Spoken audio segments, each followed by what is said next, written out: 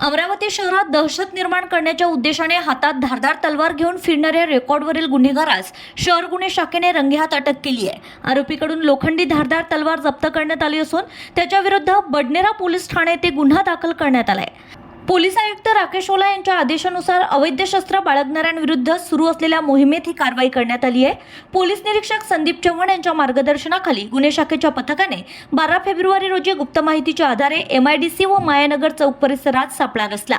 रेकॉर्डवरील गुन्हेगार बादल किशोर लुंड वय वर्ष 26 राहणार मायानगर सुदगिरणी रोड अमरावती हा हातात लोखंडी धारदार तलवार घेऊन नागरिकांना धाक दाखवत दहशत पसरवत असल्याची माहिती पोलिसांना मिळाली होती। त्यानुसार त्याला ताब्यात घेऊन त्याच्याकडून सुमारे 1500 रुपयांची तलवार जप्त करण्यात आली।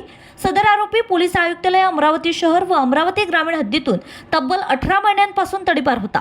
तसेच त्याच्या विरुद्ध बडनेरा पोलीस ठाण्यात कलम 145(2), 148(1), 352, 359(2), 190 भारतीय दंड संहिता अन्वये गुन्हे दाखल असल्याची माहिती आहे। ही कारवाई पोलीस आयुक्त राकेश ओला, पोलीस उपायुक्त गणेश शिंदे, पोलीस उपायुक्त श्याम घुगे, पोलीस उपायुक्त रमेश धुमाळ, सहाय्यक पोलीस आयुक्त शिवाजी बसाटे यांच्या मार्गदर्शनाखाली करण्यात आली आहे। पोलीस निरीक्षक संदीप चव्हाण यांच्या नेतृत्वाखाली सहाय्यक पोलीस निरीक्षक महेश इंगळे, पोलीस अंमलदार गजानन देवतडे, मनोज गोसार, आस्तिक देशमुख, मंगेश परिहल, विशाल वाघपांजार, विकास गुळघे, सागर ताके व योगेश पवार यांनी ही कारवाई यशस्वीरित्या पार पाडली आहे। शहरात कायदा व सुव्यवस्था अबाधित ठेवण्यासाठी अवैध शस्त्र बाळगणाऱ्यांवर कठोर कारवाई सुरू राहणार असल्याचा इशारा पोलिसांनी दिला आहे।